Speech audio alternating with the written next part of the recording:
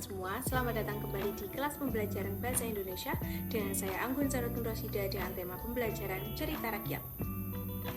Sebelum kita memulai pembelajaran, silakan teman-teman mempersiapkan alat pembelajarannya terlebih dahulu dan silakan membaca doa menurut kepercayaan masing-masing. Berdoa dimulai. Berdoa selesai. Di pertemuan ini, kita akan mempelajari materi mengenai cerita rakyat dengan beberapa pembahasan, diantaranya 1. Definisi atau pengertian dari cerita rakyat. Yang kedua, yaitu ciri-ciri dari cerita rakyat. Yang ketiga, contoh cerita rakyat. Yang keempat, unsur pembangun cerita rakyat. Dan yang terakhir atau yang kelima, ciri kebahasaan dari cerita rakyat. Oh ya teman-teman, sebelumnya siapa sih di sini yang pernah mengetahui sebuah cerita yang didapat bukan dari membaca? Seperti halnya mendengar mungkin? Kalau pernah, cerita apa sih yang kalian dengar? Lalu pernah nggak teman-teman di sini membaca sebuah cerita yang sifatnya legendaris atau berbau tradisi dan itu cerita yang sangat fenomenal atau terkenal dari zaman dulu hingga saat ini? Seperti contoh cerita Malin Kundang. Ada nggak kira-kira? Kalian pernah baca cerita atau mendengar kisah Malin Kundang belum? Kalau belum, simak cerita yang akan Ibu sampaikan ini ya, dengan judul Malin Kundang. Sebelumnya, Malin Kundang merupakan salah satu cerita rakyat yang berasal dari Provinsi Sumatera Barat. Cerita ini menjadi cerita yang legendaris yang banyak dikenal masyarakat dari zaman dulu hingga saat ini. Cerita ini menceritakan tentang seorang pada zaman dahulu di sebuah desa nelayan di air manis Sumatera Barat, hiduplah satu keluarga nelayan. Karena kebutuhan keuangan keluarga, sang ayah akhirnya memutuskan untuk pergi merantau menyeberangi lautan. Namun, sang ayah tidak pernah kembali ke kampung dan meninggalkan istrinya Mandi Rubaya. Sang istri ini kemudian membesarkan anak mereka yang bernama Malin, yang seorang diri.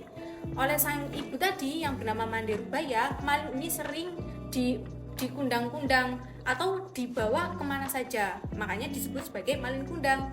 Oleh karena itu, sang anak mendapat panggilan baru yang dipanggil seperti Malin Kundang. Malin ini loh teman-teman, tumbuh sebagai anak yang pintar, tapi sedikit nakal. Malin sering mengejar ayam dan memukul mereka dengan sapu. Suatu hari, ketika Malin sedang mengejar ayam, Malin terjatuh dan tangannya terbentur sebuah batu. Luka itu meninggalkan bekas di lengannya.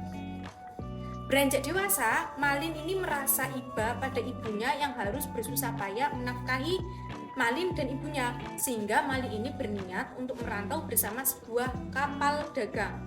Ketika menceritakan tentang niatnya, sang ibu tidak mengizinkan Malin untuk pergi, jadi ibunya tidak memperbolehkan Malin pada mulanya untuk pergi.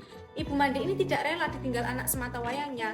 Ibu Mande juga takut Malin akan menjadi seperti ayahnya yang pergi dan tidak pernah kembali ke kampung lagi. Meski ditolak oleh sang ibu, Malin ini tidak berhenti membujuknya. Melihat kegigihan sang anak, namanya juga ibu ya, Ibu Mande ini pun mengizinkannya pergi, meski dengan berat hati. Setelah meyakinkan ibunya bahwa dirinya akan baik-baik saja, Malin pun pamit dan meninggalkan Ibu Mande seorang diri di desa. Ketika sedang berlayar nih teman-teman, dalam perantauannya sebuah kejadian buruk menimpa kapal yang ditumpangi Malin, sehingga ia terdampar di sebuah pantai. Warga desa di pantai tersebut menyambut dan membantu Malin untuk tinggal dan bekerja di sana. Malin akhirnya bekerja dengan sangat rajin mengolah tanah desa yang subur dan menjadi semakin sukses. Malin ini akhirnya memiliki 100 orang pekerja dan sejumlah kapal dagang sendiri. Setelah berhasil menjadi orang kaya, Malin pun mempersunting anak seorang saudagar kaya. Jadi setelah kerja, Malin itu menikah teman-teman. Sementara itu, Ibu Mande ini tidak pernah mendapatkan kabar apapun dari Malin selepas kepergiannya. Selama bertahun-tahun, Ibu Mande hanya bisa memandangi laut sambil berdoa agar anaknya selamat dan mengirimkan kabar atau bahkan kembali ke desa untuk menemuinya kembali. Setiap kali ada kapal besar yang bersandar di desa, Ibu Mande ini selalu bertanya kepada nahkoda dan awak kapal tentang anaknya. Kamu tahu anak saya? Kamu kenal nggak yang bernama Malin? Tapi semua itu nggak ada yang tahu loh teman-teman, kan kasihan tuh ibunya. Namun tidak pernah ada yang membawa kabar atau titipan dari Malin. Suatu ketika Malin ini bersama istri dan beberapa anak buah kapal pergi berlayar menggunakan kapal yang besar. Setelah berlayar beberapa saat, kapalnya berlabuh di suatu pulau. Malin ini nggak sadar, ternyata yang disandari oleh kapalnya tersebut adalah kampung halamannya sendiri. Melihat kapal besar yang berlabuh, warga desa ini termasuk Ibu Malin Kundang, Ibu Mande Rubaya, beramai-ramai berkumpul di tepi pantai tersebut. Mereka ingin menyambut kapal yang dikira milik seorang sultan atau pangeran itu. Dari kejauhan, terlihat sepasang pemuda dan pemudi berdiri di anjungan mengenakan pakaian yang mewah. Pakaian seperti halnya orang kaya. Ibu Mande ini melihat dan menyadari bahwa sang pemuda adalah anaknya yang bernama Malin. Segera setelah kapal berlabuh dan kedua pemuda itu turun dari kapal, Ibu Mande ini berlari mendekati anaknya. Dari dekat, Ibu Mande ini melihat bekas luka di lengan sang pemuda dan menjadi semakin yakin bahwa pemuda itu adalah Malin, anaknya. Karena dulu Malin pernah meninggalkan bekas luka di tangannya. Ia kemudian tiba-tiba memeluk Malin sambil memanggil namanya dan bertanya tentang kabarnya. Istri Malin itu yang berdiri di dekat Malin terkejut melihat seorang wanita tua berpakaian compang-camping memeluk suaminya sambil mengaku sebagai ibunya lagi. Maklum ya, selama ini Malin mengaku bahwa kedua orang tuanya adalah bangsawan dan sudah meninggal kepada istrinya. Istri Malin pun kayak bertanya kepada Malin tentang siapa wanita itu sebenarnya. Itu siapa sih yang memeluk kamu? Lah, ibaratnya seperti itu ya teman-teman. Karena malu pada istrinya, Malin kemudian mendorong ibunya dan berkata kasar kepada ibunya tadi, Ibu Mande. Malin tidak mengakuinya sebagai ibu dan mengatakan bahwa ibunya tidak seperti Ibu Mande yang kotor dan miskin. Setelah itu, Malin memerintahkan istri dan anak buahnya untuk bergegas kembali ke kapal untuk berlayar. Ibu Mande yang sudah tua ini, yang sudah renta, terkapar di pasir, menangis dan sakit hati sampai pingsan. Setelah akhirnya tersadar, Ibu Mande ini tinggal sendiri di pantai dan warga desa yang tadinya ramai-ramai di sekitar sudah meninggalkannya. Ibu Mande juga melihat bahwa kapal Malin dan istrinya sudah berlayar jauh dari pantai sambil menangis. Ibu Mande ini berlutut sambil mengangkat tangannya untuk berdoa kepada Tuhan. Ibu Mande berdoa jika pemuda tadi bukan Malin Kundang, Ibu Mande memaafkan perbuatannya. Tetapi jika pemuda itu adalah benar Malin Kundang, maka Ibu Mande menutupnya untuk menjadi sebuah batu. Lah, setelah Ibu Mande berdoa seperti itu, langit yang tadinya cerah tiba-tiba berubah menjadi gelap. Hujan deras dan badai pun seketika muncul. Kapal Malin yang sudah berlayar ini, yang sedang berlayar pun hancur berkeping-keping disambar petir. Keesokan harinya, ketika badai sudah reda, puing-puing kapal yang sudah berubah menjadi batu tersapu ombak ke suatu pulau. Di antara puing-puing yang terdampar di pantai, ada satu bongkahan batu yang terbentuk seperti tubuh manusia yang menunduk, beserta ikan teri, ikan belanak, dan ikan tenggiri yang berenang di sela-sela batu itu. Nah, ini teman-teman, seperti itu kurang lebih cerita Malin Kundang. Malin Kundang itu menjadi batu gara-gara dikutuk ibunya. Bagaimana kira-kira pesan moral yang ada dalam cerita Malin Kundang? Silahkan nih teman-teman menulis pesan moral dari cerita Malin Kundang secara pribadi setelah pembelajaran ini selesai. Selanjutnya, mari kita mulai pembelajaran pada pertemuan ini mengenai cerita rakyat. Simak dengan baik ya. Silahkan teman-teman perhatikan tampilan yang ada di belakang saya. Yang pertama, mengenai pengertian dari cerita rakyat.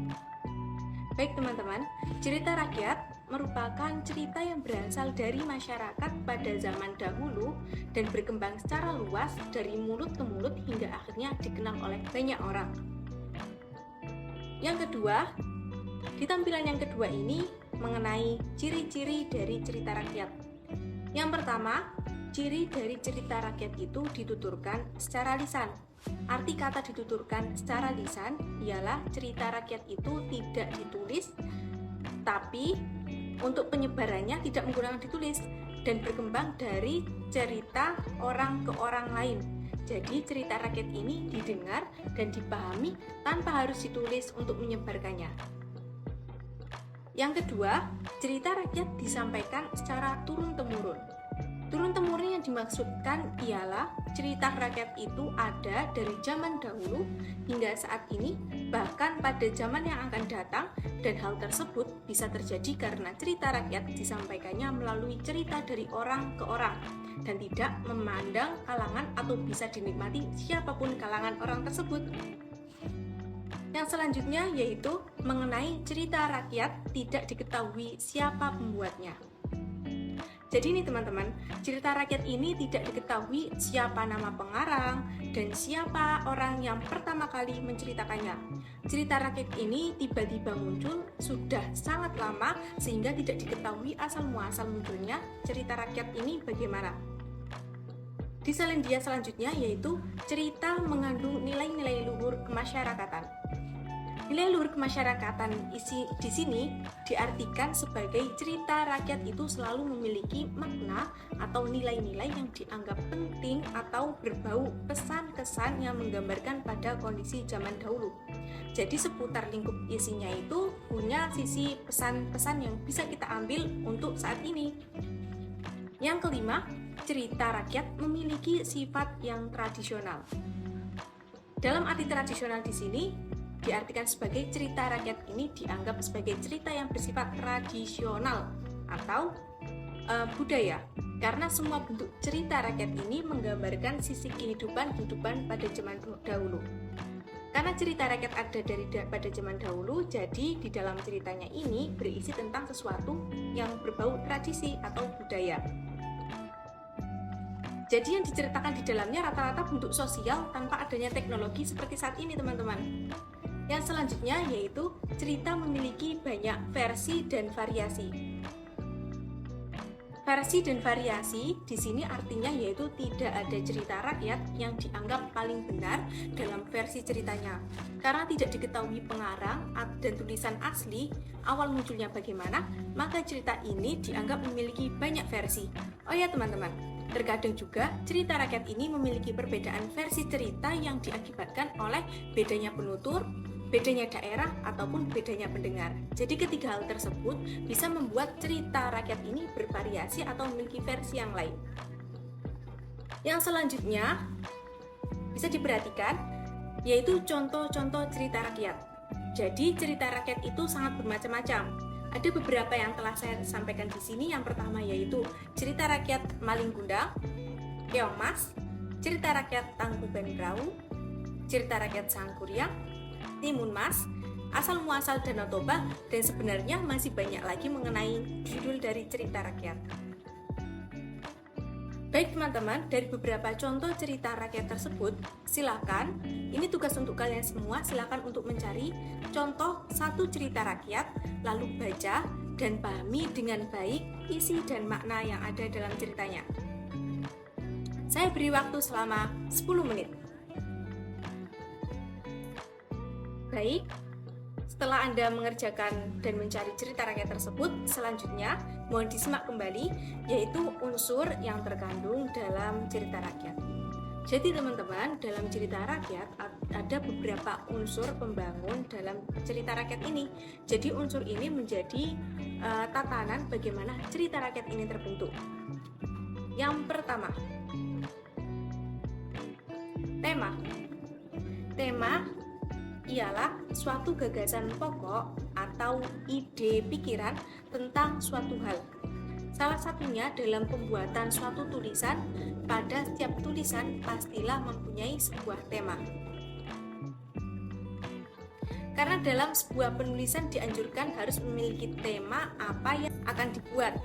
Jadi, tanpa tema, cerita ini tidak akan diketahui atau tidak bisa digarang.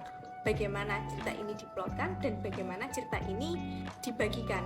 Jadi adanya tema membuat cerita ini bisa dikelompokkan tentang apa isi dari cerita ini. Unsur yang kedua yaitu alur. Alur merupakan urutan beberapa peristiwa dan setiap peristiwa tersebut mempengaruhi peristiwa berikutnya melalui prinsip adanya sebab dan akibat. Jadi teman-teman, peristiwa sebab akibat dari suatu plot dapat dianggap sebagai serangkaian peristiwa yang dihubungkan oleh penghubung dan seterusnya.